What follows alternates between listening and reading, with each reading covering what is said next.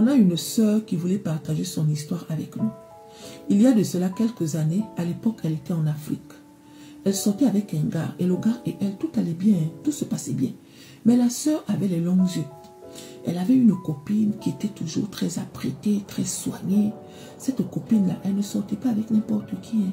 C'est le genre de fille, quand elle passait quelque part, tous les hommes se retournaient. En un mot, c'est une fille qui attirait. Sauf que la sœur, dans sa relation-là, ce n'était pas... Pour elle, ce n'était pas ça. Alors que ça allait. Donc, du jour au lendemain, elle dit maintenant à sa copine que, Aya, toi, tu pars souvent ou tous les soirs. Emmène-moi avec toi, ma soeur. Le gars avec qui je sors là, si je reste avec lui, il y a des chances que je sois pauvre toute ma vie. Aya, j'ai ma mère au village. J'ai mon père au village. Là, je sais ne fait que passer partout. Emmène-moi avec toi. C'est comme ça que l'autre lui dit que, ma soeur, faut pas envier. La manière que tu me vois porter les talons là, faut pas envier. Ce dans quoi je suis parti me fourrer là, c'est Dieu seul qui sait. Pardon, reste avec ton gars. Elle dit que, en fait, tu ne m'aimes pas. Elle dit que, comment ça, je ne t'aime pas? Tu ne m'aimes pas. Tu ne me vois pas souvent allumer le feu de bois là dehors. C'est quel gars que tu me demandes de rester avec? Quand le gaz finit, on fait même 3 jours, on n'a pas le gaz. Je suis obligé de chercher le bois pour allumer le feu. Toi aussi, à mon âge là, je dois souffler le feu. Hein? Toi, tu habites dans une belle maison, tu es toujours bien habillé, genre, toi aussi, pourquoi tu me fais ça? Vous avez toujours le mauvais cœur.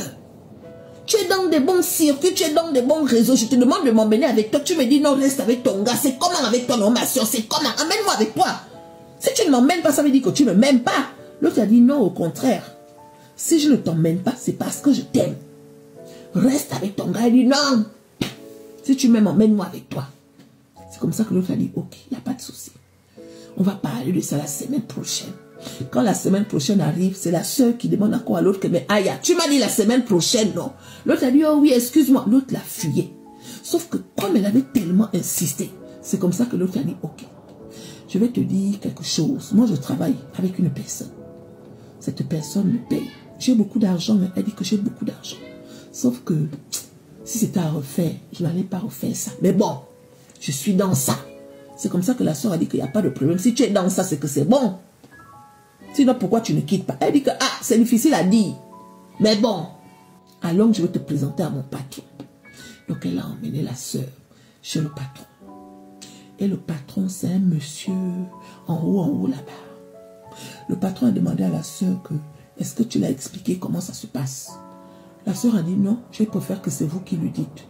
Le patron a dit que, comme vous savez, votre copine, elle travaille pour moi. Le travail n'est pas dur, mais c'est la suite qui est compliquée. Sinon, il n'y a pas de problème. Si tu es sérieuse, tout ira bien. C'est comme ça que la soeur dit qu'il n'y a pas plus sérieuse que moi, je serai sérieuse. Le monsieur dit, ok, dans ce cas, on va signer un contrat. Mais avant, je veux que ta copine te dise de quoi il s'agit. La soeur demande qu'il s'agit de quoi. C'est comme ça que la copine lui dit, en fait, mon travail à moi, c'est d'aller chercher les hommes. Je fais les bibons avec eux. La cible qui m'intéresse le plus, ce sont des hommes mariés. C'est eux que moi je calcule. C'est eux qui nous rapportent le plus en fait. Maintenant, si le mec il n'est pas marié, il doit être en couple. S'il n'est pas en couple, je peux prendre les hommes célibataires parce que le plus important pour moi est d'avoir le jus de corps d'homme. Vous connaissez le jus de corps d'homme, non? Le liquide des hommes là. Le plus important pour moi, c'est d'avoir ça. Mais pour les hommes mariés, c'est mieux. Et grâce à ce liquide-là, mon patron, lui, il est toujours en haut, un genre. Il nous dit que c'est tout. Oh oui, c'est tout. Ah! Et donc, le jus, on fait comment? La soeur dit que non, c'est lui qui boit ça. Donc, il boit le jus de corps d'homme des hommes mariés. Il boit le jus de corps d'homme des autres hommes. Et il nous paye, non? Oui, il nous paye. Oh! Toi aussi. Mais non, il n'y a pas de problème. Moi, je suis partante. On signe.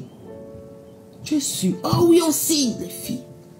Ils ont fait le pacte en se buvant les sangs. Bois. Ça veut dire que je m'engage.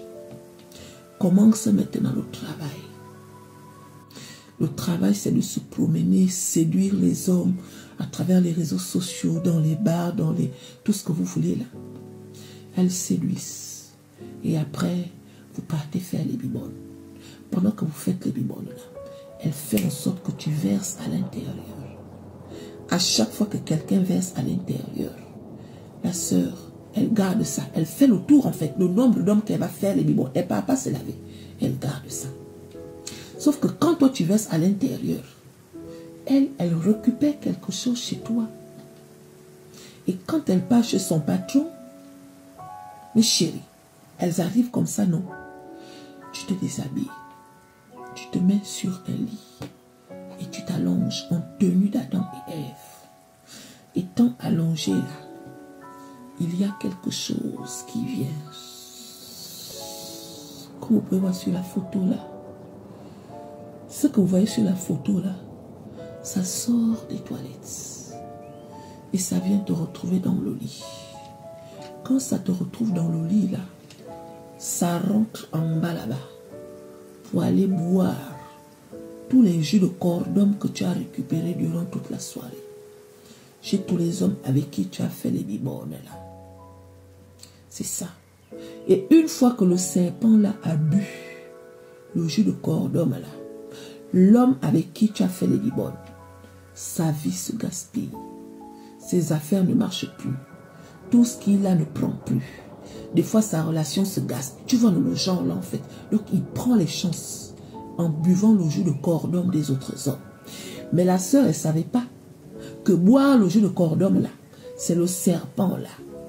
Donc, quand elle est allongée comme ça là, elle ressent quelque chose qui glisse maintenant sur ses pieds.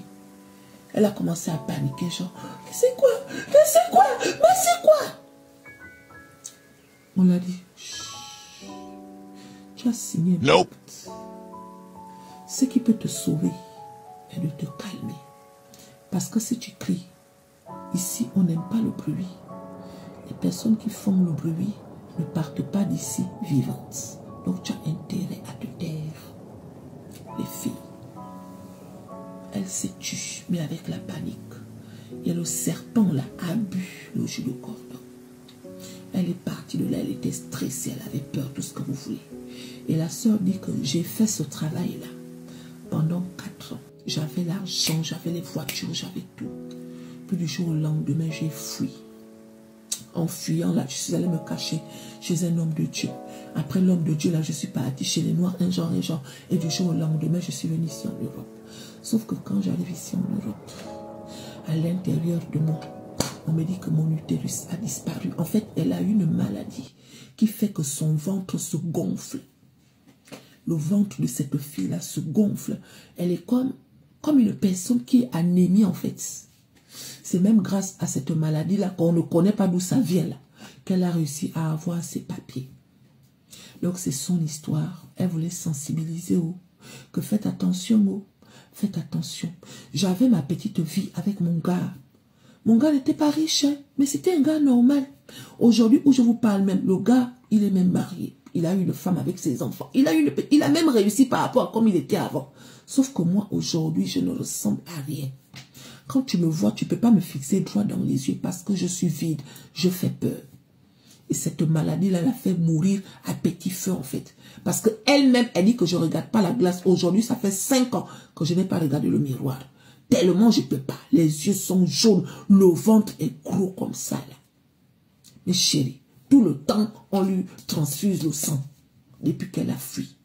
Mais sa copine est décédée. Quelque temps après sa fuite, là. On peut faire ça. Donc, soyez sages, les filles. Il y a beaucoup de choses qui se passent là dehors.